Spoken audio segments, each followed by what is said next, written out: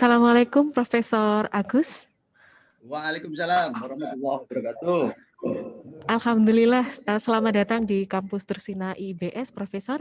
Kami dari seluruh SDM Tursina sudah siap menimba ilmu dari panjenengan, khususnya berkaitan dengan integrasi.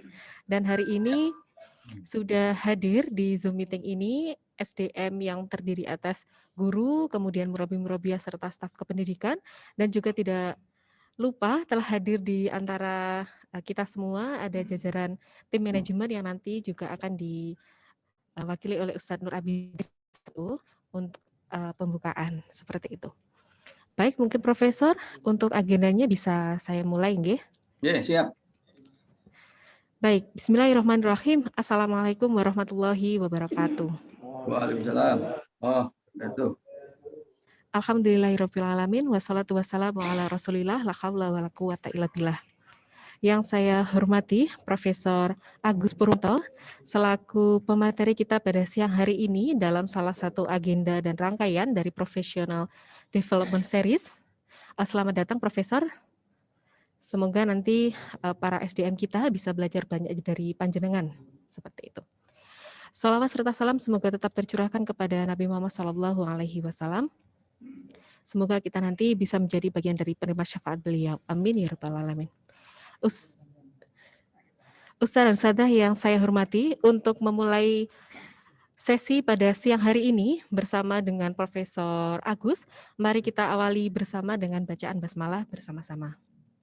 Bismillahirrahmanirrahim. Baik, sebelum webinar ini kita mulai, Profesor, ada sambutan sejenak dari pimpinan kami yang akan diwakili oleh CEO of Tursina yaitu Ustadz Nur Abidin MID. Kepada Ustadz Nur Abidin, saya persilahkan.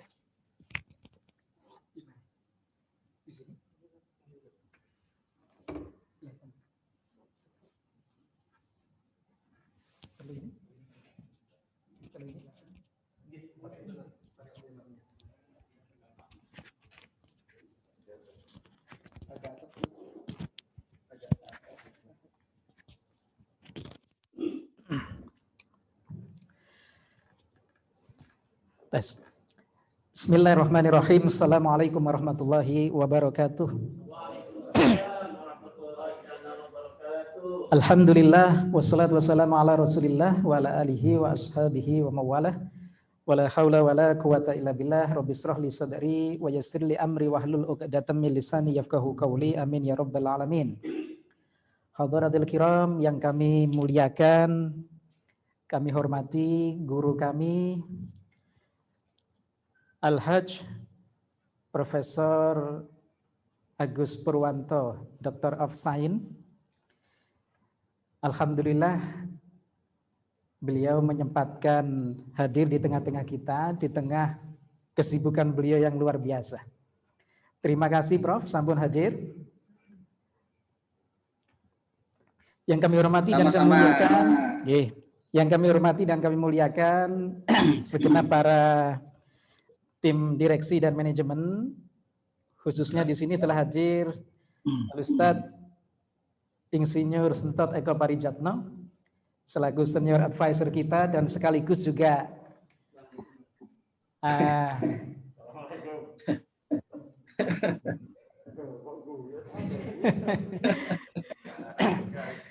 serta para rekan-rekan sekalian, ada Ustadz Ali selaku Ketua Yayasan dan Chairman Tursina.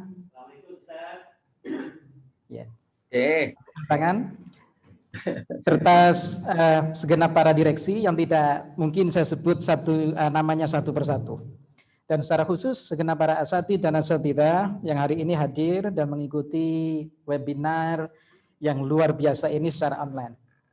Alhamdulillah kami sampaikan ahlan wa sahlan fi hudurikum Profesor Dr. Agus Purwanto. Meskipun secara online, terus terang hari ini menjadi hari yang sangat membahagiakan bagi kami, Prof. Kami sampaikan ahlan wa sahlan, dan karena juga masih Syawal, kami sampaikan taqabbalallahu minna wa minkum minal aidin wal faizin, mohon maaf lahir dan batin dari kami dan panitia keseluruhannya. Mungkin ada ketidaknyamanan selama berkomunikasi dan dalam mempersiapkan webinar hari ini.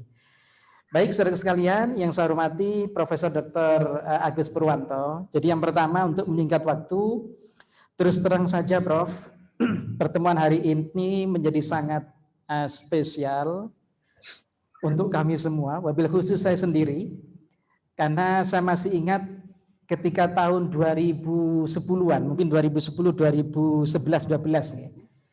Saat itu saya secara tidak sengaja membaca sebuah buku yang menurut saya cukup unik. Namanya Ayat-ayat Semesta. Yang waktu itu memang sangat populer bersandingan dengan ayat-ayat cinta. Nah, itu sangat populer ketika itu. Nah, ketika itu Prof, terus terang saja saya langsung beli bukunya. Karena memang waktu itu saya sangat tertarik bagaimana sih kok bisa ada orang pinter sampai bisa bikin ayat-ayat semesta dengan bahasa yang cukup ilmiah begitu. Bahasa yang ilmiah, dan yang bikin kami lebih tertarik lagi, ini yang bikin ini seorang santri.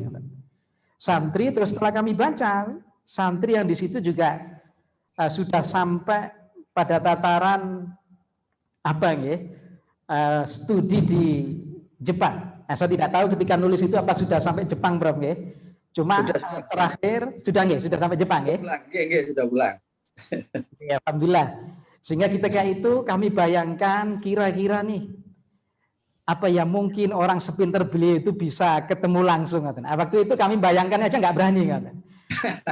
Alhamdulillah ketika kami ngobrol cukup lebar, termasuk juga kami perkenalkan dengan segenap teman-teman di Tursina, kami mencari sosok yang sekiranya itu betul-betul menginspirasi kami dan sekaligus juga sesuai dengan tagline pendidikan yang sedang kami geluti, Prof. Jadi perlu kami sampaikan, Tursina ini, kami ini pesantren yang relatif masih baru.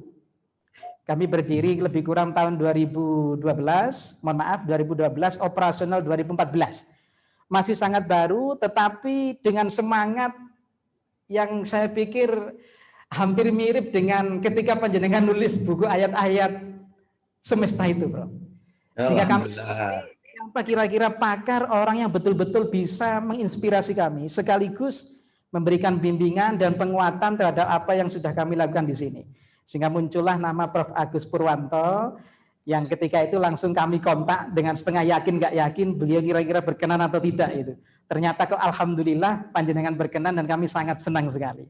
Nah, sehingga mohon izin kemarin langsung kami bikinkan flyer, kami sebar kemana-mana dengan tujuan, maksud dan tujuan mudah-mudahan apa yang panjenengan sampaikan ini nanti bisa menginspirasi kami, bahkan bukan hanya kami, seluruh para praktisi, ya khususnya praktisi pendidikan pesantren dan secara umum tentunya para intelektual yang sekiranya nanti bisa ikut memperkaya dan memperkuat bagaimana alumni pesantren itu bisa memiliki tingkat kecakapan, kecerdasan, dan juga pemahaman seperti halnya Prof. Agus Purwanto ini.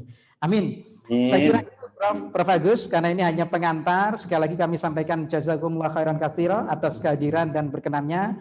Mudah-mudahan kehadiran panjenengan ini bukan yang terakhir, Prof. Kita akan sambung lagi nanti dengan diskusi. Siap. Lagi. Dengan harapan mudah-mudahan ini menjadi jariah panjenengan dan tentunya Allah memberikan balasan yang tidak terhingga tentunya. Mungkin itu. Sekali lagi terima kasih. Salam dari kami semua, tim manajemen di Tursina. Mudah-mudahan nanti sakit sowan langsung ke pondok kami, Prof. Amin. Kalau diperkenankan kami akan sowan ke situ nanti, ya, dengan teman-teman sekalian. Mungkin itu kurang lebihnya, mohon maaf. Assalamualaikum warahmatullahi wabarakatuh. Waalaikumsalam warahmatullahi wabarakatuh.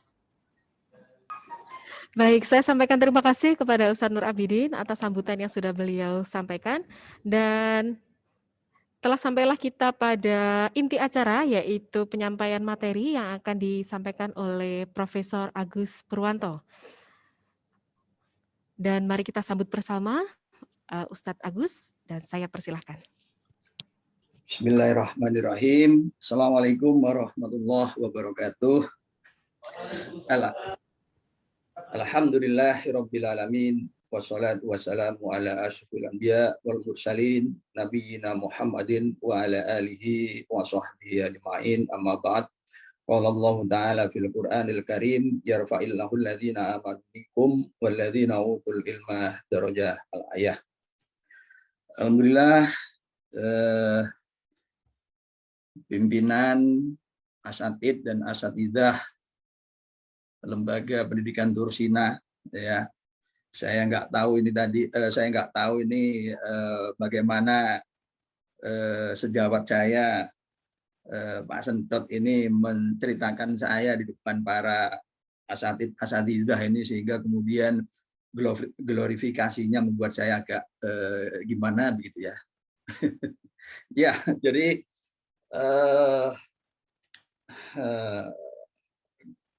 rasanya saya juga gimana tadi ya dengan ungkapan-ungkapan glorifikasi yang sangat ini kepada saya ya. Kayaknya saya juga tidak, kalau mau menemui saya juga tidak sulit-sulit amat bisa menemui saya di mana gitu ya. Kalau dulu mungkin malah bisa mudah ditemui di terminal Beratang atau terminal Bungurasi atau bahkan di stasiun Gubeng begitu ya. Nah itu, jadi seperti itu ya. Bahkan tahun berapa itu saya juga udah beberapa kali ke Ar-Rahmah di Dau begitu, presentasi buku saya juga begitu ya. Nah, seperti itu. Alhamdulillah pada hari ini saya juga bisa bersua ya dengan lembaga pendidikan yang sangat terkenal ya, sangat terkenal. Nah ya, nah untung saya sejak awal sadar nama lembaga saya Trendsign, itu langsung saya daftarkan di Kemenkumham ya, sehingga ketika beberapa kali ada lembaga yang kemudian mencatut nama itu, kita sudah sigap untuk mengingatkan ya bahwa nama itu sudah didaftarkan di Kemenkumham begitu ya. Nah, jadi seperti itu. Nah, baik, saya akan presentasi tentang penyiapan generasi holistik begitu ya. Tapi maaf, ini gambar sudah keluar ya. Tes. Iya, Profesor, sudah ya. muncul dengan baik. Baik, terima kasih. Jadi saya akan ya tema yang diberikan pada saya adalah penyiapan ya, meng-create generasi holistik begitu ya. Nah untuk itu, karena ini adalah lembaga pendidikan Islam, saya akan berangkat dari pandangan masyarakat umum kita ya, yang mengatakan bahwa Al-Qur'an itu bukan kitab sains, itu benar adanya begitu ya. Itu benar adanya. Itu tidak salah ya, tetapi jangan kemudian kita juga mengatakan lebih dari itu, dalam artian bahwa Al-Qur'an tidak berbicara tentang sains. Nah, itu menjadi berlebihan gitu ya. Dan itu yang harus kita benahi, itu harus kita rombak begitu ya. Nah, sains berbeda dari agama ya. Sebagian orang mengatakan itu sains bersifat objektif dan dapat diuji ulang begitu.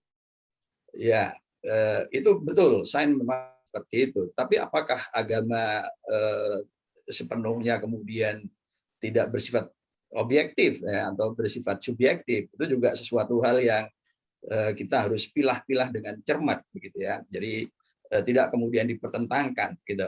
Nah, saya akan berbicara sains di sini ya, sains khususnya natural science begitu. Karena saya lihat beberapa materi yang lain itu saya harapkan nanti bisa melengkapi begitu. Saya akan fokus ke sains kealamannya. Nah, kalau kita petakan itu ada di dalam apa yang disebut dengan MIPA ya, matematik, ilmu pengetahuan alam. Ilmu pengetahuannya alam itu melibatkan fisika, kimia, biologi, dan juga astronomi begitu ya. Dan sains itu sekarang mengalami kemajuan yang luar biasa. Ini sebagai ilustrasi kemajuannya adalah runtuhnya kota Hiroshima ya setelah dibom atom pada 6 Agustus 1945, dan ini adalah gambar gedung yang dibom atom, yang kemudian dilapisi oleh zat kimia supaya tidak lapuk oleh hujan, panas, dan salju, ya, dibiarkan ini menjadi monumen perdamaian. Nah, ini runtuh, ya, hancur karena kekuatan bom atom, ya, yang secara teoritis konsep dasarnya itu dirumuskan oleh Al-Mukarram Albert Einstein, ya, dengan bentuk akhir yaitu EMC kuadrat, begitu ya. Formulasinya sendiri ya cukup tidak terlalu sederhana, ya, karena tidak terlalu sederhana maka seolah-olah ini menyindir orang Jawa, begitu ya. EMC kuadrat itu artinya endas mumet cekot-cekot, gitu ya. Jadi seperti itu. Nah, negara-negara maju, ya, Amerika, Eropa, ya, Rusia, itu di dalam rangka mempertahankan hegemoni mereka melarang negara lain, khususnya dunia Islam, ya, itu untuk mengembangkan bom atom, gitu ya. Termasuk kemudian Indonesia, sehingga Indonesia sampai hari ini baru mampu membuat kacang atom, ya, karena dilarang membuat bom atom, begitu. Nah, kemudian kemajuan yang lain, ini ilustrasi, ya, supaya kita termotivasi kenapa kok kita kemudian serius memperhatikan sains, begitu, ya. Ini adalah laboratorium di Jenewa, ya, gambar laboratorium di Jenewa. Lingkarannya 27 km, ditanam pada kedalaman 100 meter di bawah permukaan tanah. Ini adalah Large Hadron Collider, ya, yang di dalamnya itu lorong-lorong yang sangat rumit, sangat canggih, dan juga sangat besar. Ini gambar orangnya begini, ya. Nah, ini digunakan untuk mempercepat proton, ya, isinya atom. Nah, begitu proton itu mempunyai energi yang sangat tinggi, kemudian proton itu ditabrakkan untuk mengetahui apa yang disebut dengan God particle, ya, partikel Tuhan, begitu ya. Nah, ini 100 meter di bawah permukaan tanah. Berbeda dengan Large Hadron Collider di Jenewa, ini lab di 250 km dari Tokyo di Jepang, di Gifu Prefecture, di kaki Gunung Toyama, yang bulat-bulat ini adalah photomultiplier dengan diameter 51 cm, ya. Kemudian jumlahnya ini 11.146. Nah, ini namanya Super Kamiokande, ada pada kedalaman 1.000 meter di bawah permukaan tanah, ya. Ini sengaja saya tampilkan supaya kita punya bayangan, gitu, bahwa sebenarnya posisi kita itu di mana sekarang ini, ya.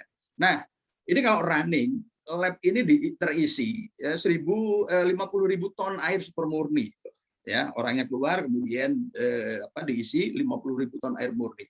Untuk apa? Menangkap partikel neutrino yang dipancarkan dari matahari, gitu, ya. Nah, yang tidak diperlukan itu disaring oleh 1 km lapisan bumi, begitu. Nah, kemudian lab serupa itu di Amerika, ya, pemancarnya itu ada di Fermilab di Illinois, kemudian menembakkan neutrino, ditangkap oleh detektor di Homestead, South Dakota, yang berjarak 1.300 km, ya. Nah, ini kalau Pulau Jawa nggak cukup, ya, tembakan di Merak, kemudian tangkapnya di Banyuwangi masih kurang dari 1.300 km, begitu ya. Nah, ini lab-lab raksasa. Kemudian yang lain adalah ini gambar teleskop. Ya, teleskop ini menariknya adalah ini 13,6 meter, ya, kalau berdiri, gitu. Nah, ini dibangun dalam waktu 20 tahun oleh 10.000 ilmuwan dan insinyur di Amerika, ya. Memerlukan waktu 20 tahun ini, begitu ya.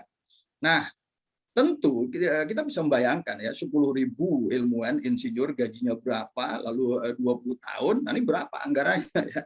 Nah, ini $2 miliar, gitu ya. Nah, makanya saya sering katakan ini, sekolah-sekolah seperti Tursina itu harus mempunyai yang namanya teleskop, ya.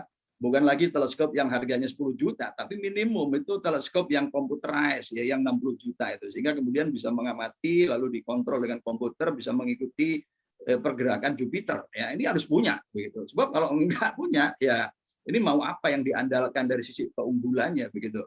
Maka imajinasi sulit dikembangkan seperti itu, ya. Nah, karena teleskop ini, maka kemudian apa yang dinyatakan di dalam surah Ar-Rahman ayat 37, faidan sakotis sama, ya, fakanat wardatan kadhihan, ya.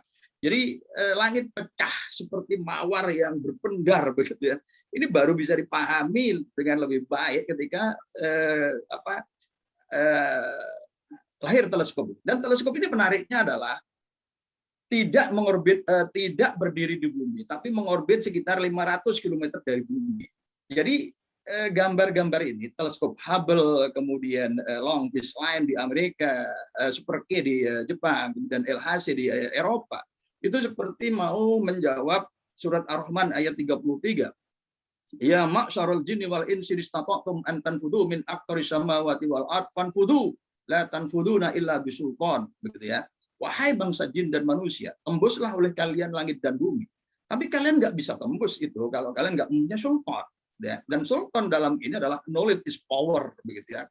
Pengetahuan adalah kekuatan, begitu. Kita sekarang berada di dalam era informasi yang membuat dunia ini menjadi sempit, jadi rata. Banyak pekerjaan yang dulu itu sekarang hilang dan kemudian muncul pekerjaan baru. Ya, kita berkomunikasi secara masif melalui media WhatsApp, kemudian juga media YouTube, ya, Instagram, dan kita saat ini melakukan kegiatan itu menggunakan media Zoom, ya. Dan kita pun sekarang kompak, ya, wiritan bahwa kita mengklaim berada di era industri 4.0, ya. Iya, itu negara sana 4.0, sedangkan kita mungkin ya kita ini kombinasi dari era industri 1.0, 1.0, 2.0, 3.0, begitu ya. Dan bahkan kemudian di Jepang ada society 5.0, ya, karena masyarakatnya itu mengalami keluarga muda di Jepang itu cenderung nggak ingin punya anak gitu, sehingga kemudian tenaga produktifnya berkurang secara signifikan. Sementara di saat yang sama dunia industri mereka harus tetap jalan, ya. Maka kemudian Shinzo Abe, Perdana Menteri mereka 2007, kemudian menelurkan gagasan penggunaan robot dan teknologi informasi untuk menggerakkan industri mereka. Itulah sebabnya kemudian itu yang disebut dengan Society 5.0. Tentu ini tidak relevan kalau diterapkan di kita, ya. Karena pertama kita nggak punya industri, yang kedua tenaga kerja kita melimpah. Jadi nggak relevan kalau kemudian kita menggunakan robot, begitu ya. Nah, tetapi di balik kemajuan yang luar biasa di dunia sana, sosiolog Sorokin di pertengahan pertama abad 20, ya, itu sudah mengingatkan kita bahwa saat ini kita berada di dalam era krisis, gitu ya. Demikian juga dengan René Guénon, ya, ilmuwan dari Prancis, itu menulis buku yang sama dalam bahasa Prancis. René Guénon yang kita tahu adalah gurunya Hossein Nasr, ya, yang kemudian memperkenalkan apa yang disebut dengan sacred science, sains yang sakral, begitu ya. Itu. Nah, krisis-krisis itu terjadi, misalkan bocornya PLTN, ya, seperti yang terjadi di Fukuyama, kemudian di Chernobyl, ya. Kemudian keluarga berantakan itu sekarang makin meluas, ya. Kemudian gap miskin kaya itu terus melebar, kemudian penyakit alienasi, masyarakat perkotaan justru merasa kesepian di tengah hiruk pikuk kota besar, ya. Jadi ini paradok kehidupan metropolitan, gitu ya. Nah, kemudian perdagangan manusia ini meluas, ya, karena apa? Gencarnya media yang sampai masuk ke pelosok, ya, kemudian membuat saudara-saudara kita di pelosok itu ingin bergaya hidup seperti saudaranya di kota besar. Kemudian mereka hijrah, tapi sayangnya tidak dilengkapi dengan modal yang memadai, sehingga kemudian tidak sedikit dari mereka yang kemudian menjadi korban perdagangan manusia, dan ujung-ujungnya adalah obat dan bunuh diri, gitu ya. Itu krisis, ya. Jadi di satu sisi dunia kita itu berada dalam era yang kemajuan yang luar biasa, tetapi pada saat yang sama kita juga mengalami kehampaan spiritual yang luar biasa, ya, yang cukup akut, begitu. Itu, ya. Nah, jadi bagaimana kemudian kita harus menghadapi? Kemudian di satu sisi, ya, realitas masyarakat kita, ya, sebagai negara yang katanya religius, justru pelajarnya itu kurang baik dalam bidang matematika dan sains, begitu ya. Ini juga diperlihatkan oleh data PISA 2016-2019 yang kemudian makin turun, ya. bahkan universitas kita di lingkup ASEAN saja, ya. Ini ternyata kita berada di urutan 9 Jawa. Padahal kita ini kan negara terbesar di ASEAN, gitu ya. Itu ternyata besarnya jumlah penduduk kita ini ternyata tidak membantu terhadap kualitas ya lembaga pendidikan kita. Bahkan kemudian ya kalau kita lihat ini jalanan kita itu penuh oleh motor-motor ya. Di tempat parkir kita juga coba kita lihat data. Sejak tahun 2005 sampai 2019 ada 95 juta unit, 59.571.000 unit motor terjual di negara kita. Sayangnya motor itu semua bermerek, ya ini dari mereknya saja. Ini jelas bukan produksi kita, ini produksi orang lain gitu ya. Nah itu. Demikian juga dengan motor, dengan mobil, ya serupa, nggak ada mobil di jalanan itu yang produksi kita. Maka pertanyaannya kemudian insinyur-insinyur kita yang alumni ITB, alumni ITS, UI, UGM dan lain-lain itu pada kemana dan ngapain begitu ya? Toh mobil paling banter kita baru bisa membuat mobil cap jeruk, nah, seperti ini. Nah kalau seperti ini maka kemudian untuk apa kita di sekolah tinggi-tinggi begitu ya? Nah jadi lembaga pendidikan Tursina itu juga harus menumbuhkan kesadaran seperti ini ya. Bahkan kemudian di lingkup ilmuwan itu juga tidak jauh berbeda ya. Bahwa kita mempunyai 4 pemenang hadiah Nobel ya dan yang setara itu Mendalfield dalam bidang matematika karena itu substitusi dari Nobel gitu ya. Salam misalkan dari Pakistan, pemenang Nobel Fisika 79 ya.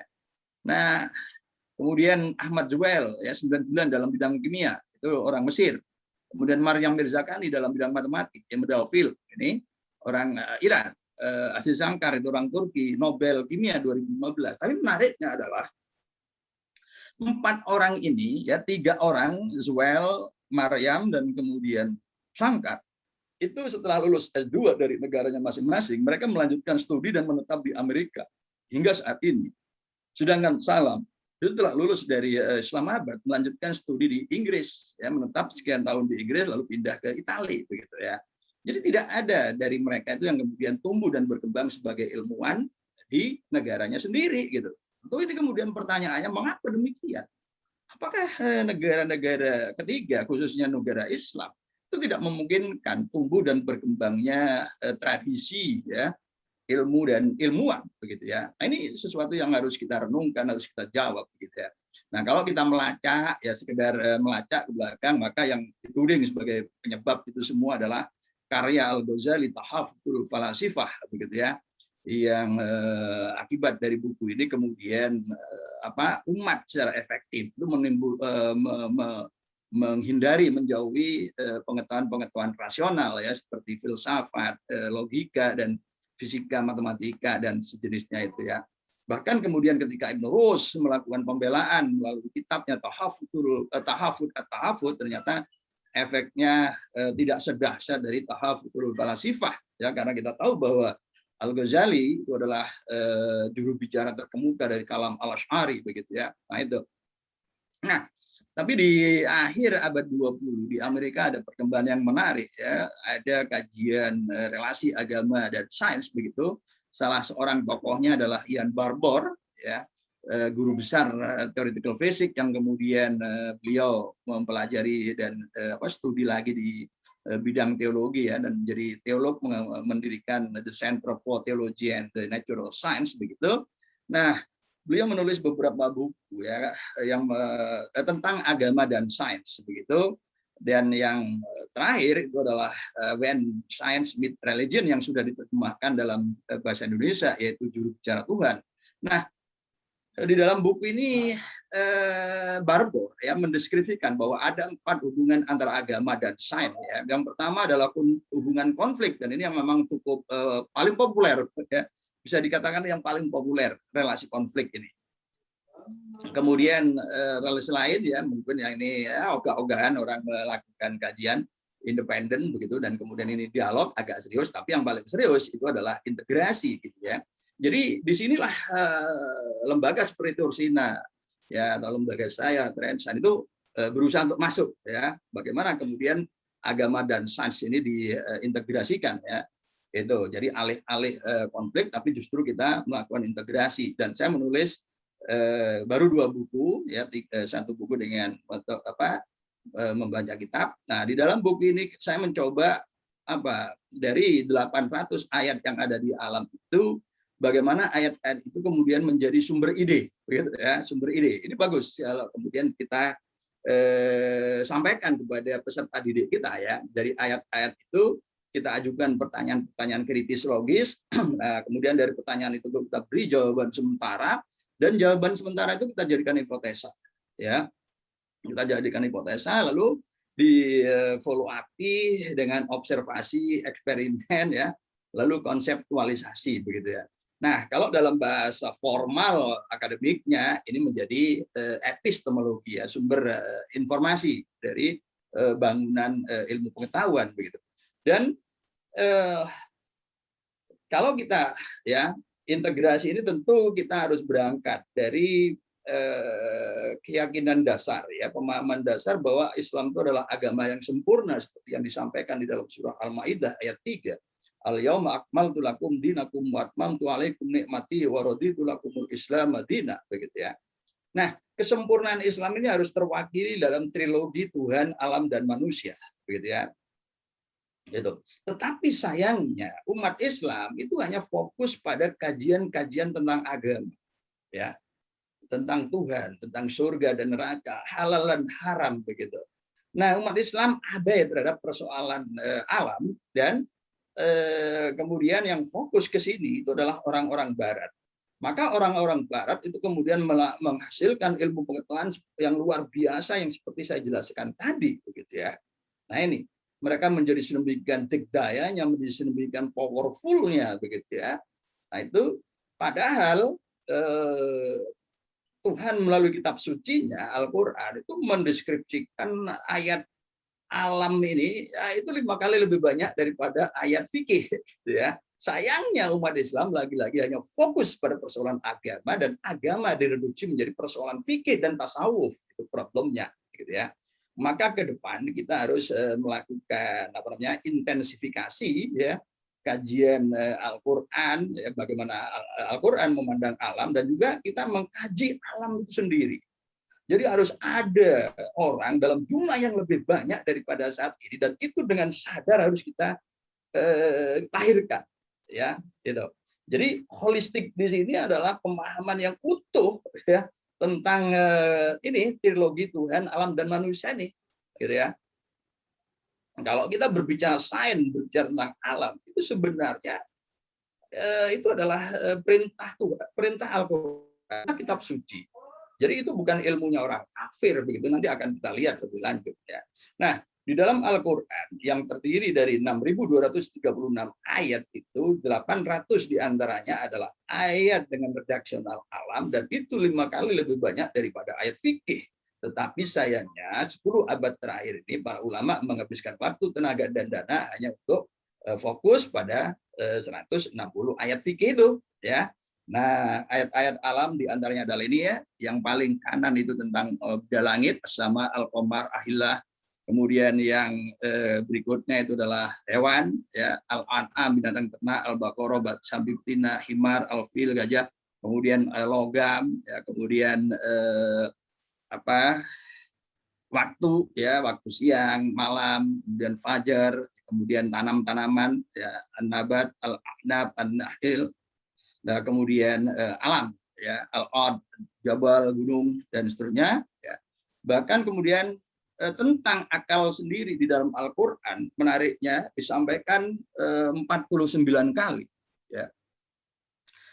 Yang menarik adalah pilihan redaksi akal di dalam Al-Qur'an itu keseluruhannya ke-49-nya itu menggunakan kata kerja fiil, tanpa satupun yang menggunakan isim ya. Jadi pemikiran atau pikiran itu bukan monumen kan di dalam Islam, tapi proses gitu.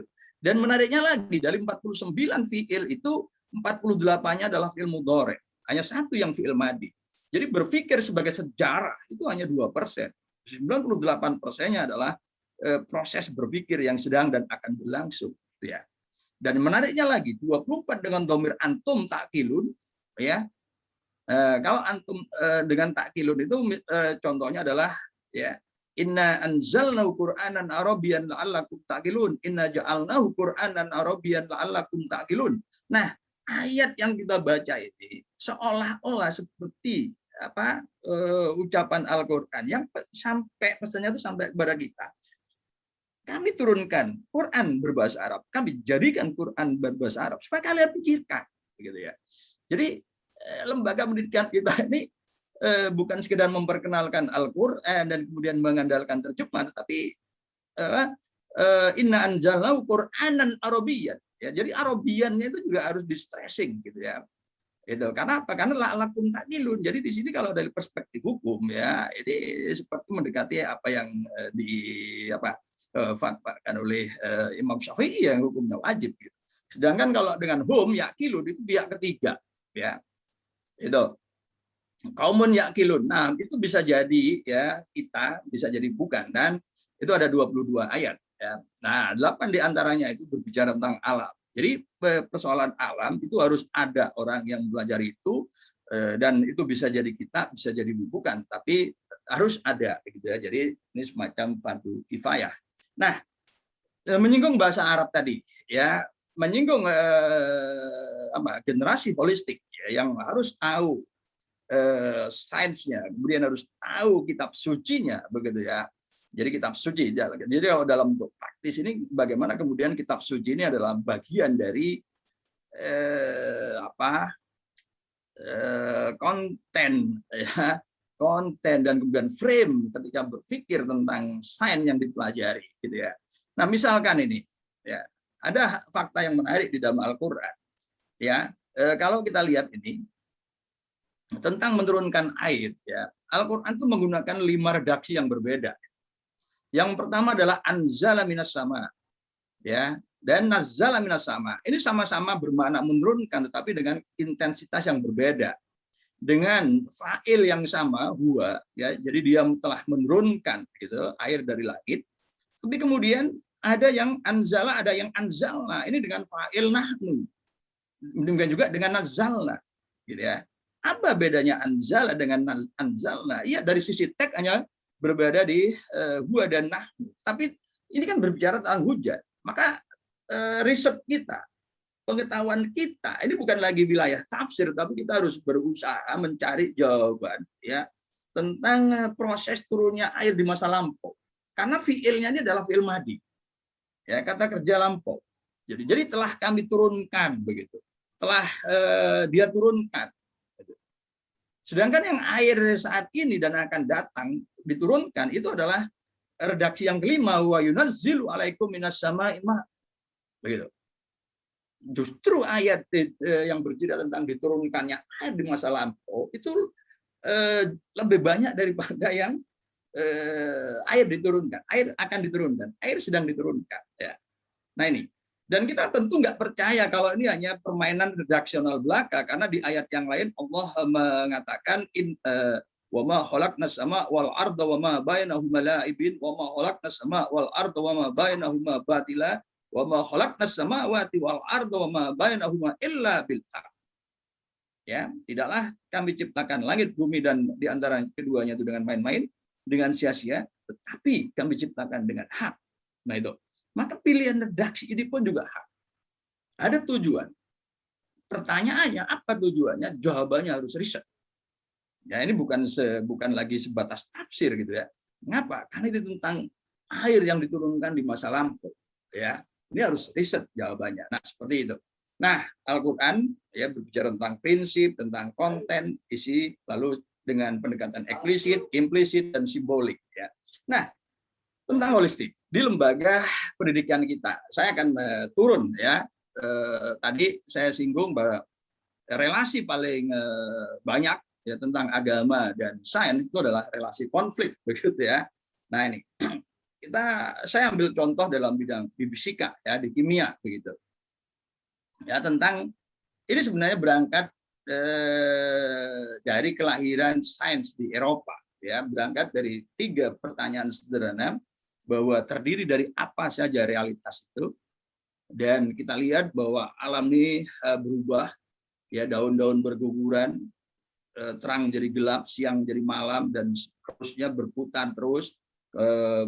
banjir, kemudian gunung meletus, ya, ombak berdebur, ada tsunami dan seterusnya. Semua berubah. Apa itu perubahan dan bagaimana perubahan? Nah, jawaban inilah yang kemudian menjadi landasan dari filsafat materialisme ilmiah, ya. Bahwa jawabannya realitas itu terdiri dari materi, ruang, dan waktu. Materi, ruang, dan waktu. Materi, ya, itu tidak diciptakan dan tidak dapat dimusnahkan. Nah, ini yang populer, ya. Kemudian ruang dan waktu absolut, berdiri sendiri, tidak saling berpengaruh satu dengan yang lain. Nah, perubahan itu tidak lain adalah pemisahan dan penggabungan, dan itu semua terjadi karena hukum-hukum fisika. Gitu ya. Jadi di sini kemudian tertutup tentang dimensi yang transenden, ya, yang memungkinkan eksistensi kekuatan yang supranatural, begitu, yang kemudian dalam bahasa kita itu kita sebut sebagai Allah. Di sini nggak ada ruang untuk itu. Nah, inilah sains yang profan, sains yang positivistik, begitu ya. Nah, ini yang harus kita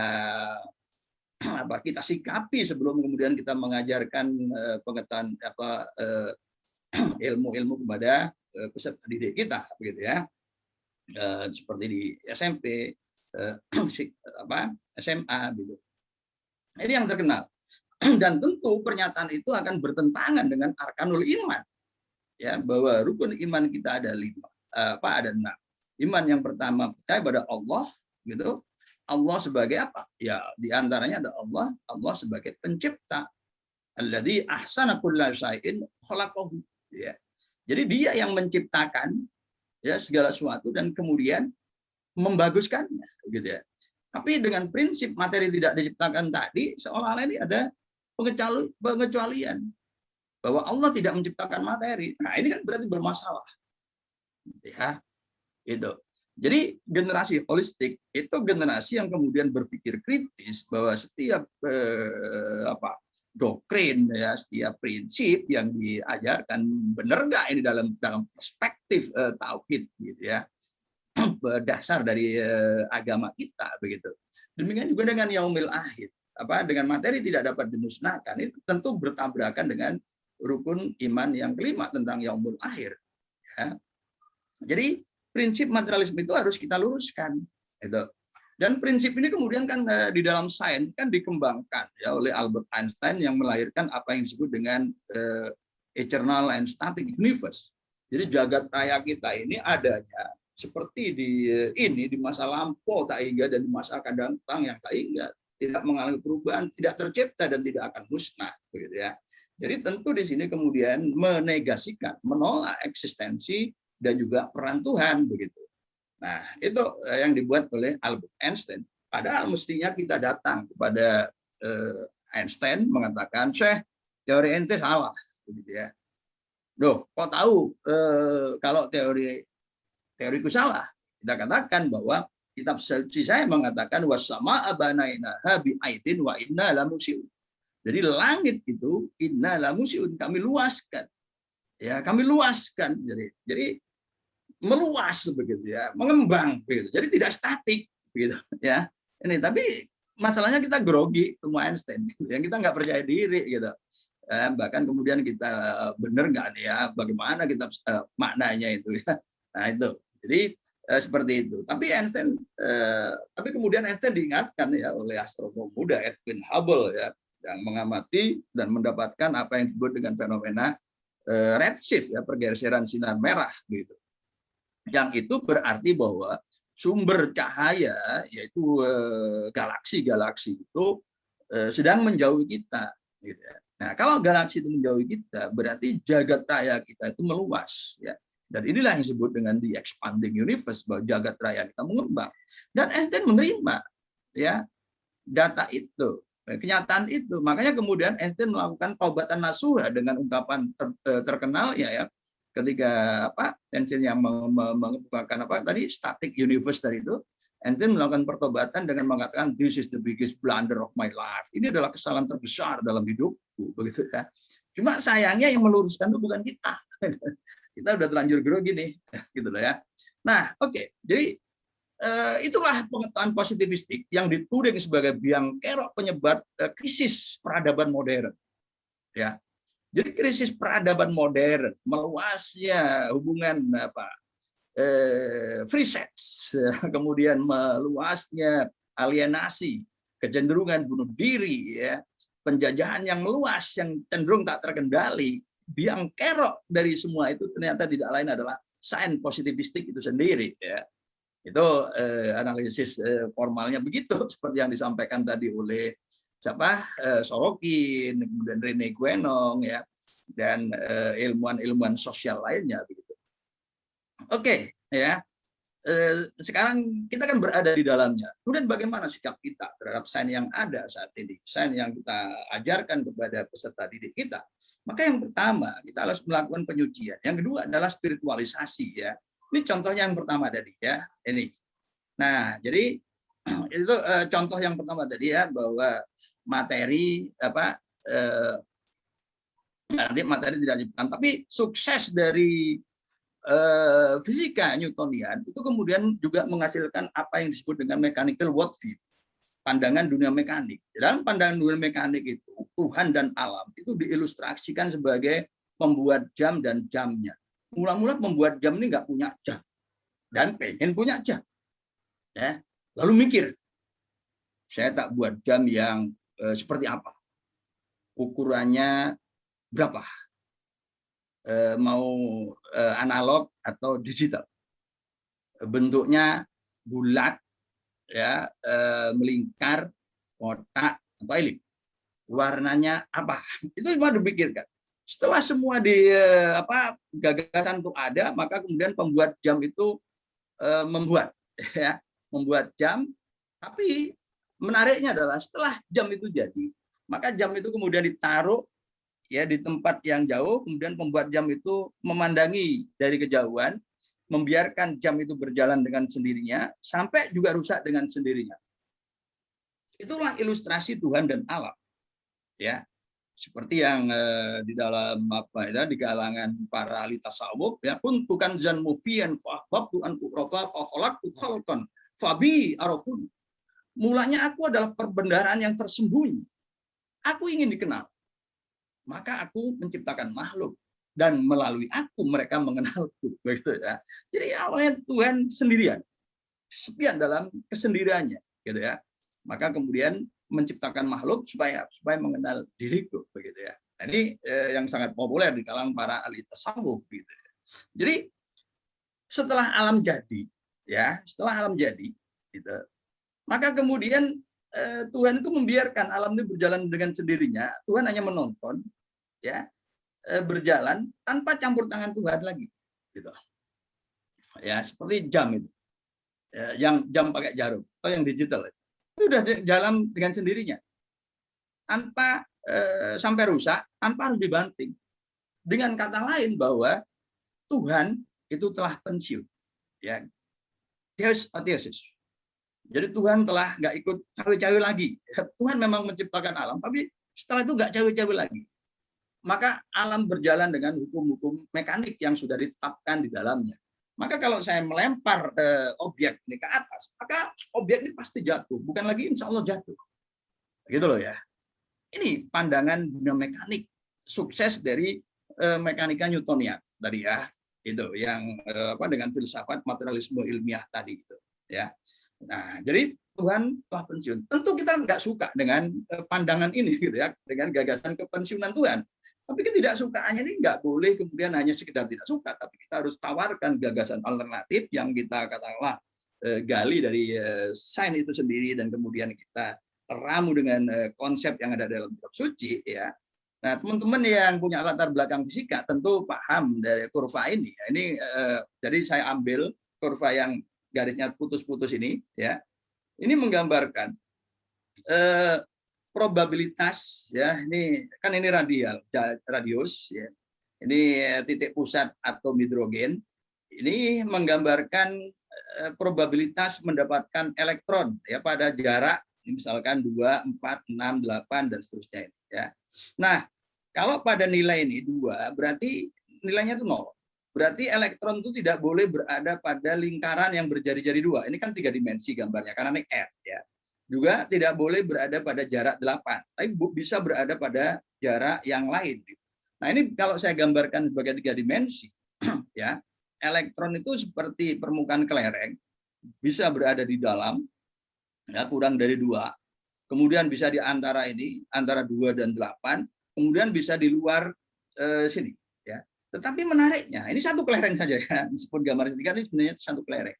Kelereng itu bisa lalu lalang, ya, keluar masuk kurang dari 2, di antara 2. Jadi ini misalkan ini permukaan bola plastik dengan ya bola plastik, 2 bola plastik ya pada jari-jari pada titik pusat yang sama. Nah, kelereng itu bisa di dalam bola yang kecil, bisa di antaranya, bisa di luar. Menariknya adalah kelereng itu tidak pernah menyentuh permukaan bola, 2 bola ini. Karena karena R-nya PR sama dengan 2, P2 dan P8 itu sama dengan 0. Jadi nggak pernah teramati pada jari-jari 2 dan 8. Jadi dia bisa di dalam, bisa di antaranya, bisa di luar, tanpa pernah menyentuh. Maka bagaimana kita bisa menjelaskan? Satu-satunya penjelasan adalah bahwa kelereng itu bisa musnah. Gitu. Jadi musnah di dalam, kemudian tercipta di antaranya, atau tercipta di luar.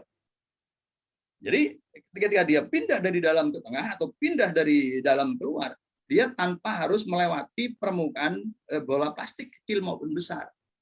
Jadi elektronnya tercipta musnah dan kemudian tercipta lagi, gitu ya. Nah, karena tercipta musnah dan kita tahu bahwa elektron banyak sekali di jagat raya, ya maka Allah sibuk menciptakan elektron-elektron itu, dan Al-Quran mengatakan Allahu yabda'ul khalqa tsumma yu'idu. Ya, perhatikan sekali lagi nih, ya, untuk generasi-generasi holistik, ya. Allah yabda'ul khalqa, fi'ilnya adalah fi'il mudhari'. Allah sedang memulai penciptaan. Tsumma yu'id, dan kemudian memulai. Jadi Allah itu sedang memulai penciptaan dan kemudian memulai. Dan karena yang diciptakan itu sangat banyak, maka kullu yaumin huwa fi sya'nin. Allah itu sedemikian sibuknya. Allah sangat sibuk. Allah jauh dari ungkapan Tuhan telah pensiun. Ya itu. Jadi dengan kata lain, Tuhan tidak pensiun. Nah ini, ya. Jadi bagaimana kemudian teks-teks kita ini kita hidupkan, kita kaitkan dengan apa yang terjadi di dalam dunia ilmu pengetahuan kita, yang ternyata ya tertuduh sebagai biang kerok penyebab krisis yang akut dalam peradaban modern itu, ya. Jadi kita memang harus mengajarkan sains, tapi harus kita ingatkan bahwa sains pada saat yang sama itu telah menuntun manusia pada kehampaan spiritual, ya. Dan gagasan materi yang tercipta musnah itu ternyata 10 abad yang lalu sudah diperkenalkan oleh Abu Bakar Al-Baqillani, salah seorang atomis, ya, pengikut kalam al-Asy'ari. Gitu. Ya. Wa asyakulla syai'in adada, dan atom-atom jumlahnya berhingga, bukan tak berhingga seperti dikatakan oleh atomis Yunani, atomis India maupun atomis Cina, begitu. Dan dia hanya bisa eksis sesaat, ya, tercipta, musnah, tercipta dengan karakteristik yang sama, kemudian musnah, tercipta lagi dengan karakteristik yang sama, sampai Allah bosan. Jadi partikel itu tercipta berdasarkan kesewenang-wenangan Tuhan, dan memang itulah kalam dari Al-Asy'ari, gitu ya. Nah, jadi partikel itu tercipta musnah, singkat cerita sebenarnya kita mempunyai cara pandang yang lain, yaitu cara pandang non positivistik, ya. Itu tadi penyucian, ya, yang kita katakan materi tidak dapat tidak diciptakan dan tidak dapat dimusnahkan, itu harus kita koreksi. Nah, itu ya, gitu. Nasnya tadi Allahu yabda'ul khalqa tsumma yu'idu, itu. Dan yang pendekatan yang kedua itu adalah spiritualisasi atau transendensi dari sains, begitu. Saya beri contoh di dalam fisika, hukum pertama Newton, ya. Hukum pertama Newton mengatakan bahwa benda akan terus diam kalau awalnya diam, atau dia bergerak dalam lintasan garis lurus dengan laju yang tidak berubah kalau dia tidak mengalami gangguan. Sedangkan kata jalur yang lurus di dalam Islam itu ada di dalam Al-Fatihah, ya. di dalam Al-Fatihah ihdinas syiratal mustaqim gitu. Nah, syiratal mustaqim, jalan yang lurus, garis yang lurus. Kalau kita punya 4 garis ini, ya, apa yang mana yang lurus?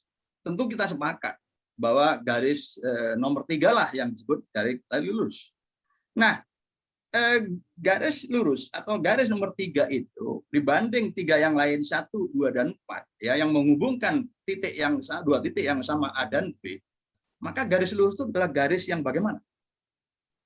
Jawabnya juga jelas, yaitu garis yang paling pendek, begitu ya. Nah, itu artinya kemudian kita bisa melakukan transendensi terhadap hukum pertama Newton tadi, ya. Karena apa? Karena pelajar kita, bahkan kita sendiri, saya sendiri dulu ketika awal mempelajari ini sebenarnya apa sih? Ya, ungkapan-ungkapan itu mananya apa gitu kan? Kan gerambiang gitu. Kita terpaksa belajar itu ya karena pertama kemudian ujian kita harus lulus, tapi pikiran kita kan galau, hati kita galau begitu ya. Nah, ini sebisa mungkin kita juga bisa membantu mengatasi itu. Jadi garis lurus itu adalah garis terpendek. Berarti kalau kita berdoa ihdinas syiratal mustaqim, ya Allah tunjukilah kami jalan yang lurus, itu berarti identik ya Allah posisikan hamba denganmu itu dalam posisi yang paling dekat. Kan begitu makna transendennya, karena garis lurus itu adalah garis yang paling pendek.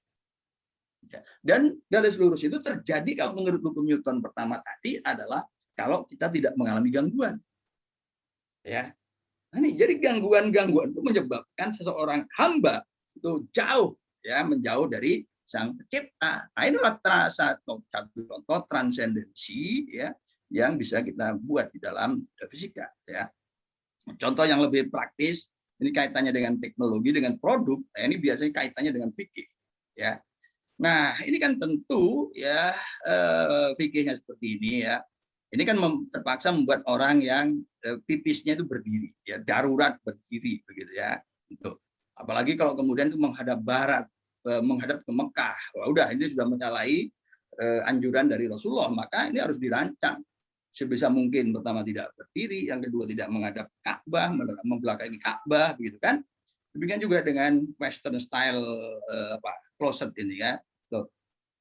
Kalau kita duduk di sini, kemudian kita buru-buru ya dengan kecepatan tinggi, maka kemudian airnya akan muncrat kena celana kita sehingga kemudian kita tidak bisa kita kena najis gitu ya. Maka kemudian dirancang seperti ini ya di tanah suci ya tapi sayangnya ya sudah bagus begitu, tapi dasar orang Islam ini sudah kultur. Sudah diberi tempat yang baik untuk buang air, ternyata kemudian pipis ya sembarangan di tembok sehingga kemudian temboknya menjadi kuning. Gitu ya. Ini problem tersendiri, ini kultur gitu ya. Nah itu ya sikap kita terhadap saintek.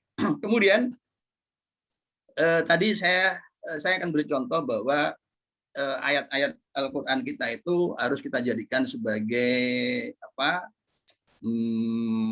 sumber ide. Ya kita beri pertanyaan. Ya, mari kita lihat sekarang ya, ini pelajaran biologi. Contoh dalam biologi.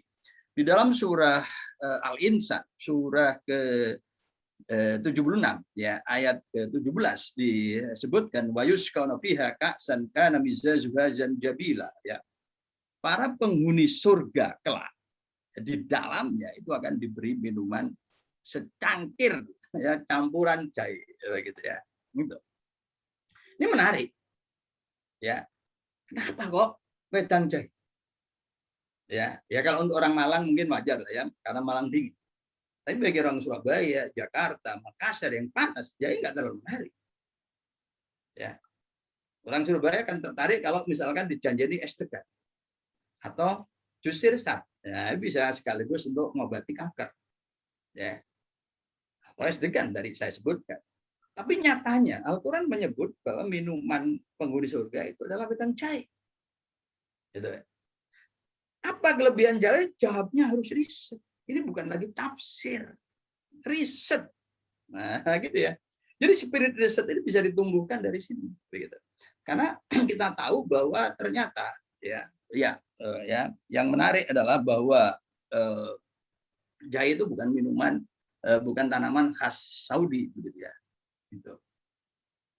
Jadi dari 10 negara terbesar penghasil jahe, nggak ada Timur Tengah itu yang masuk. Saudi nggak ada.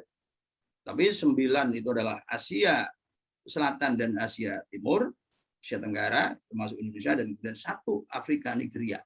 Gitu ya. Nah, ini menggambarkan bahwa Al-Quran itu tidak Arab sentris, tidak Arab oriented, meskipun diturunkan di Arab. Gitu. Seperti yang dituduhkan oleh sebagian kelompok Islamofobia itu. Gitu ya. Nah, itu. Nah, kemudian contoh yang lain, ya masih biologi, ya, zoologi. Mari kita lihat surat An-Naml ayat 18, ya. Surat ke-27, ya. Hatta idza atalawatin naml qalat namlatun ya ayyuhan namlu masakinakum la yahtimannakum Sulaiman wa junuduhu wa hum la yashkurun. Begitu ya. Tuh. Di sini ada 4 kata semut. Ya. Ini kan lagi-lagi ya, bagaimana membangun cara berpikir yang holistik. Sains dan agama itu harus terpadu begitu ya. Nah, ini. Karena agama kita pegangannya adalah Al-Quran dan Quran itu dalam bahasa Arab, maka mau tidak mau kita harus mulai memperkenalkan bahasa Arab secara lebih serius, gitu ya. Nah, ini rahasia ini juga nggak akan terungkap kalau orang nggak paham bahasa Arab. Gitu. Ya, ada 4 kata semut, tapi kata semut yang ketiga itu namlah. Ya, kenapa kok tidak dibuat namlun seperti An-Nahl atau namlah seperti Al-Baqarah? Apakah Tuhan Yesus? No. Wa ma khalaqnas sama wal arda wa ma bainahuma la'ibin. Batila. Wa ma khalaqnas samawati wal arda wa ma bainahuma illa bil haq. Hak. Ya. Pertanyaannya kemudian, apa tujuannya? Kalau kita melihat terjemahan, maka terjemahannya mengatakan berkata seekor semut. Jelas kita kehilangan makna. Karena faktanya semut di sini adalah namlatun, yaitu namlun ditambahi tak marbutoh, begitu loh ya. Nah, ini namlun itu adalah namlatun itu adalah namlun ditambahi tak marbutoh. Itu. Nah, ini kan kalau dalam pelajaran bahasa Arab, tak marbuto itu kan tanda untuk isim muannas, tanda utama untuk isim muannas. Ustadz tambahi tak marbuto menjadi ustadzah. Ya, ustadz Pak Guru, ustadzah Bu Guru. Muslim wong lanang sing beragama Islam, muslimah wong wadon. Ya. Jamilun ganteng, Saiful Jamil tambahi tak marbuto itu menjadi Mulan Jamilah. Ya, kan gitu. Ya. Nah, itu tanda untuk isim muannas. Jadi kalau begitu mestinya semutnya adalah semut betina. Begitu ya. Terus semut betinanya itu sedang apa? Gitu kan. Ini kita masih observasi, masih berangkat mengkaji ayat ini. Ya. Ayat ke-18 surat 27 surat An-Naml. Nah, ternyata omongannya didahului oleh ya, ini adalah harfun nida, kata seru. Wahai, begitu ya. Nah, wahai itu seruan yang sambil berteriak, bukan bisik-bisik, oi, gitu bukan. Tapi woi, gitu ya, wahai gitu. Kemudian ya ayuhan namlu dahulu. Wahai para semut.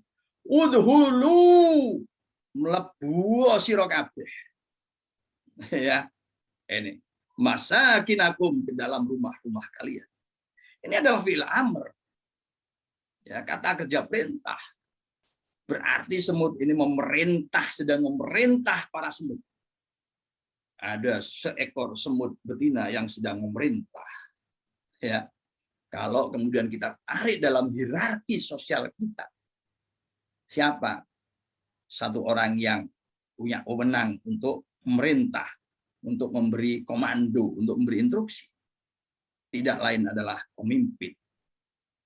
Karena betina, maka terjemahan yang paling afdol itu adalah ratu semut. Gitu ya. Nah, gitu. Ini dari pelajaran bahasa Arab.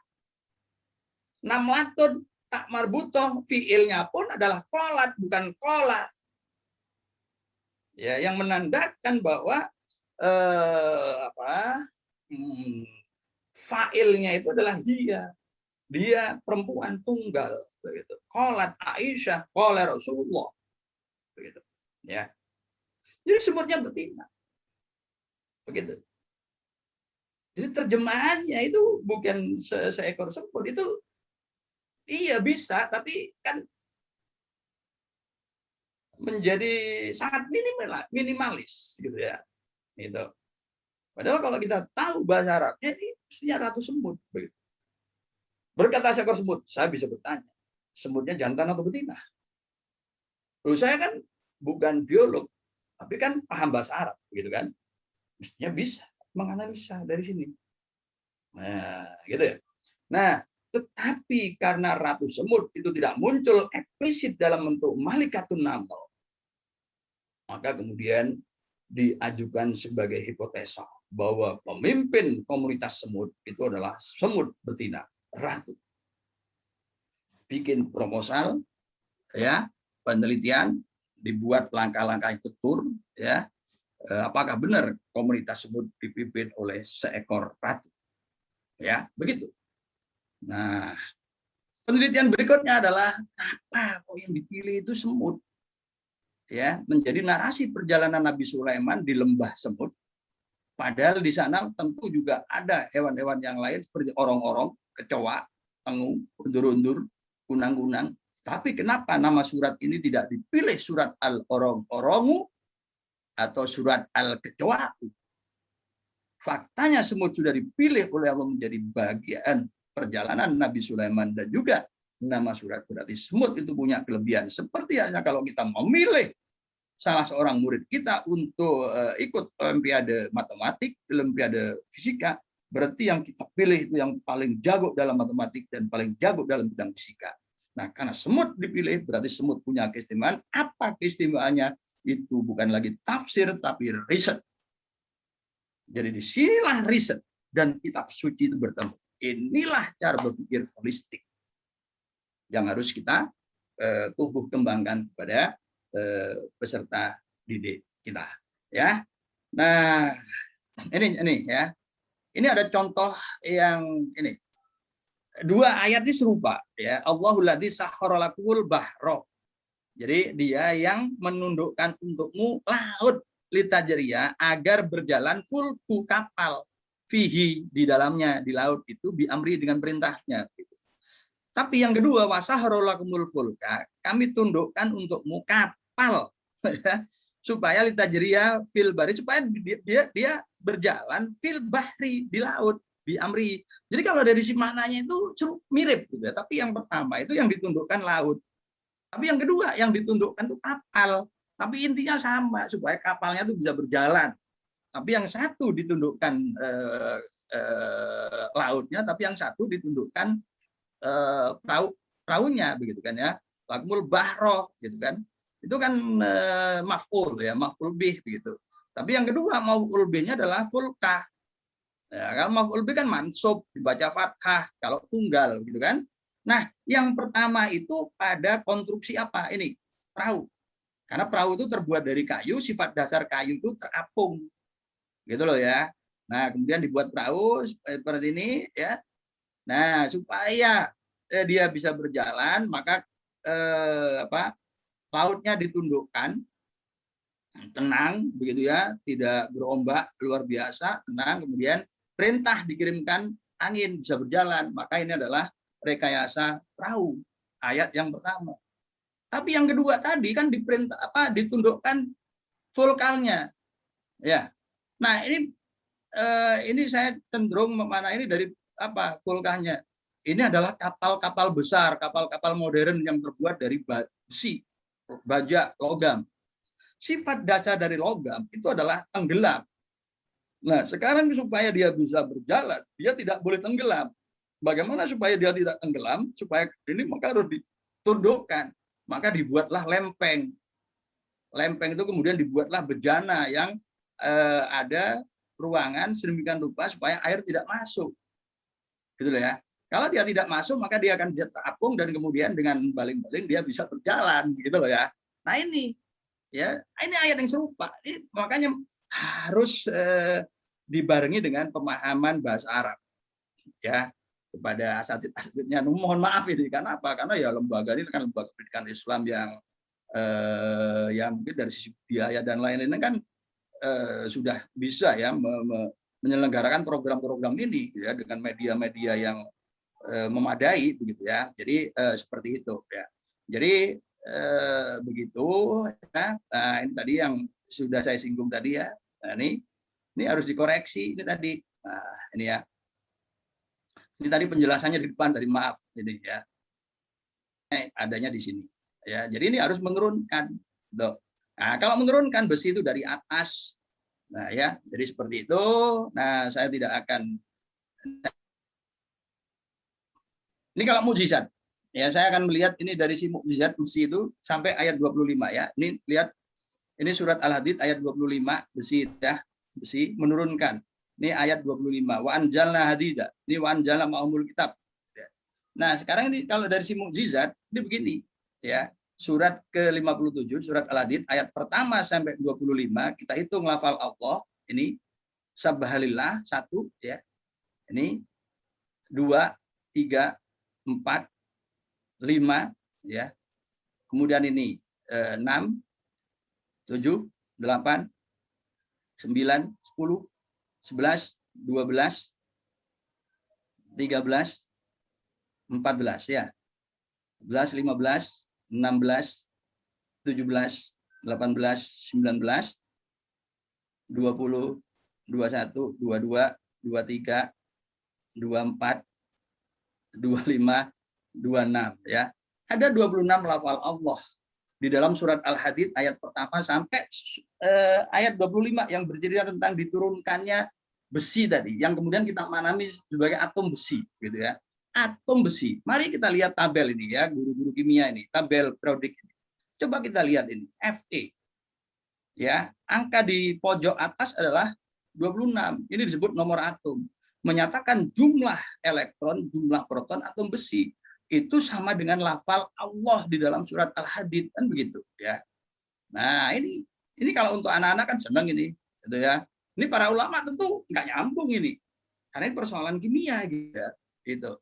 Nah, ini nggak bisa dinalar seperti yang nalar AS seperti yang saya sampaikan tadi. Ini sepenuhnya mukjizat, mukjizat ilmu gitu ya, mukjizat ilmiah begitu. Dan yang terpenting dari itu semua sebenarnya adalah bagaimana ke depan kita menjadikan wahyu ini sebagai sumber gagasan. Ya. Idealnya begitu. Ya seperti di masa-masa awal generasi sarjana awal Islam ya di abad-abad pertama, kedua sampai di era-era ya Abbasiyah itu gitu ya. Nah, itu. Jadi bukan untuk membenar-benarkan teori yang ada begitu ya. Nah, itu. Nah, sebagai kesimpulan Al-Quran itu tidak sekedar basis nilai, tetapi ada 800 ayat tentang alam yang bisa menjadi sumber gagasan. Dan yang lebih penting ya, jadi sains itu menyibak kegaiban, gitu ya.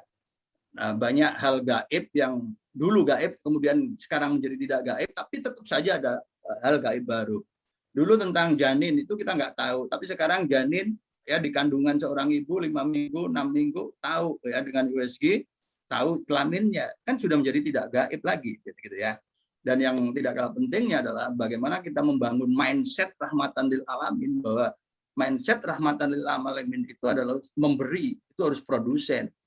Jadi kalau tadi kita menggunakan motor, mobil, semua peralatan elektronik, ini kan buatan orang-orang di luar kita ini sebagai konsumen ya, sebagai user. Nah, ini harus kita ubah ke depan. Kita harus menjadi komunitas yang produktif, kita harus menjadi rahmatan lil alamin, dan itu harus kita tanamkan di lembaga pendidikan kita sejak awal. Dan singkat cerita, no science, no future. Kalau kita nggak punya science, maka kita tidak punya masa depan. Tapi ingat, sains pada saat yang sama tertuduh sebagai biang kerok krisis peradaban modern, karena itu harus kita bersihkan, kita harus sucikan, kita harus transendensikan, bahwa kita tidak hanya berbicara tentang dunia materi yang profan, tetapi di balik itu semua ada sesuatu yang transenden, ada sesuatu yang ilahiyah, yang holistik. Ya, fastabiqul khairat. Assalamualaikum warahmatullahi wabarakatuh.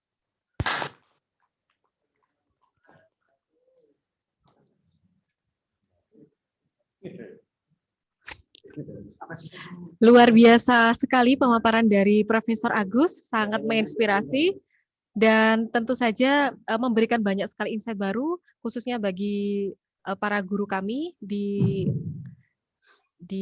sains dan yang lain-lain. Adapun saya sampaikan permohonan maaf kepada SDM yang sudah mengajukan pertanyaan, tetapi karena ada keterbatasan waktu sehingga belum bisa dibacakan. Tetapi insya Allah apa yang sudah Profesor sampaikan sudah cukup jelas dan juga sudah mampu memberikan banyak insight baru.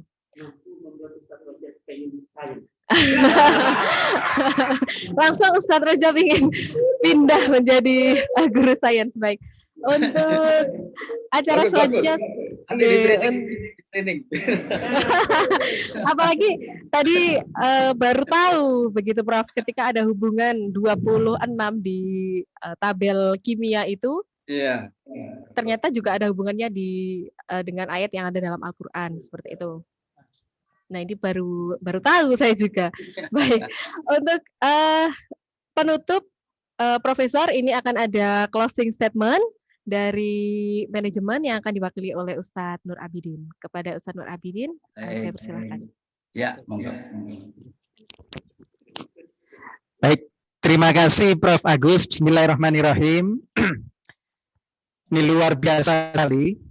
Jadi bayangan kami biasanya kalau setelah duhur webinar itu langsung lemes dan ngantuk, Prof. Cuma hari ini kayaknya ini harus ditambah lagi, kata Ustaz Ali begitu. Saking asiknya, sehingga saya kira luar biasa. Ada beberapa poin, Prof, yang ingin saya tekankan di hadapan panjenengan, sekaligus juga di hadapan SDM.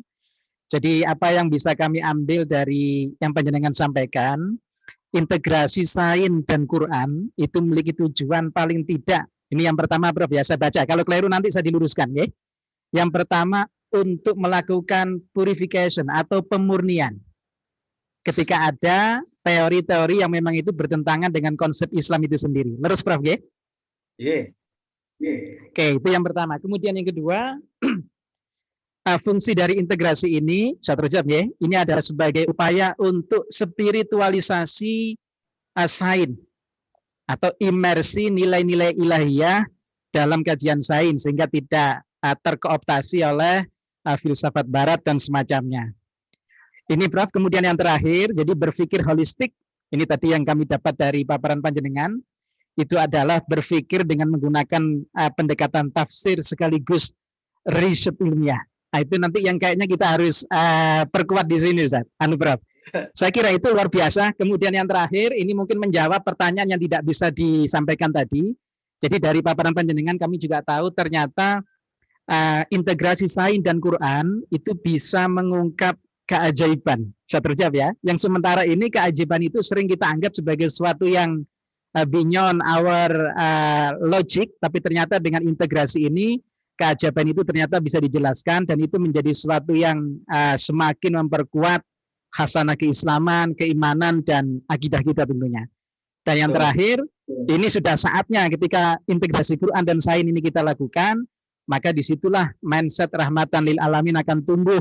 Bagaimana generasi holistik, baik dari tren sains maupun Tursina nanti, Prof, mudah-mudahan menjadi generasi, bukan generasi follower, tapi seorang leader dan produser, kata panjenengan tadi, produktif tentunya. Baik, saya kira itu nembanun sangat, Prof. Agus. Insya Allah itu menjadi tambahan dan sekaligus bahan renungan untuk konsep holistik yang kita punya. Dan tentunya karena ini kan kajian yang berkelanjutan. Jadi kalau bahasa jenengan ini kan baru hipotesa sesaat. Sehingga nanti bisa terus bergulir dan tentunya harapan kami bisa kembali ngaji sama panjenengan. Siap. Insya Allah ini mohon izin, ini di depan Ustaz Ali dengan teman-teman manajemen. Kalau nanti misalkan diperkenankan, kami akan adakan semacam webinar atau acara seperti ini, agak rutin, Prof.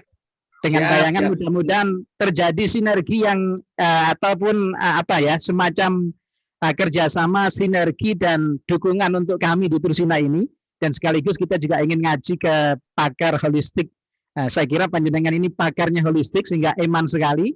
Nah, kalau boleh saya sampaikan, panjenengan ini sosok ideal sebenarnya. Kalau boleh saya sampaikan, lulusan Kayaknya seperti Prof. Agus ini, ya. Mudah-mudahan ada yang seperti beliau.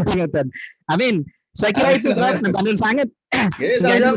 Tidak terputus silaturahimnya. Salam dari teman-teman semua, Abah Senta, Ustaz Ali, manajemen, dan para asatidz sekalian. Senang sekali mudah-mudahan bisa bersilaturahim di waktu yang akan datang.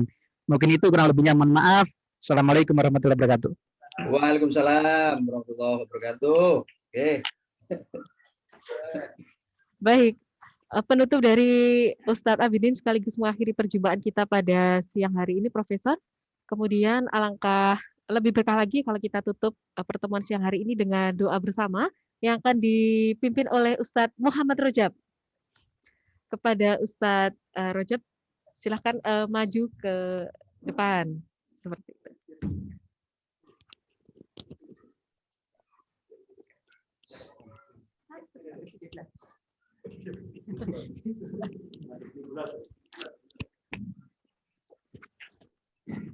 A'udzu billahi minasyaitonir rajim. Bismillahirrahmanirrahim. Alhamdulillahirabbil alamin, hamdan na'imin, hamdan syakirin, hamdan yuafi ni'amahu wa yukafi mazidah.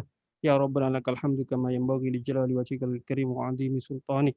Allahumma ighfir lana wa liwalidina warhamhum kama rabbawna shighara. Allahumma barik lana fi umrina. Allahumma barik lana fi asatidatina. Allahumma barik lana fi ma'hadina. Allahumma barik lana fi ulumina. Allahumma barik lana fi ma razaqtana wa qina adzabannar. Rabbana hab lana min azwajina wa dhurriyyatina qurrata a'yun waj'alna lil muttaqina imama. Allahumma inna nas'aluka ilman nafi'ah wa rizqan thayyiban wa 'amalan mutaqabbala. Rabbana atina fid dunya hasanah wa fil akhirati hasanah wa qina adzabannar. Wa sallallahu ala Muhammadin wa ala alihi wa sahbihi wa sallam. Subhana rabbika rabbil izzati amma yasifun wa salamun alal mursalin. Walhamdulillahi rabbil alamin. Amin. Amin. Baik, doa dari Ustadz Rojab sekaligus mengakhiri perjumpaan kita pada sore hari ini. Untuk SDM mohon tidak meninggalkan Zoom meeting karena ada pengumuman berkaitan dengan kegiatan hari esok. Sekali lagi saya sampaikan terima kasih kepada Profesor Agus. Semoga kita ada kesempatan untuk bertemu kembali. Amin, amin. Tadi filenya sudah saya kirim, tapi coba dicek, di-download. Kalau enggak nanti saya kirim ke WA aja, oke. PPT-nya dari ya. Oke, baik, terima kasih. Kalau begitu saya izin, oke. Oke, terima kasih. Assalamualaikum.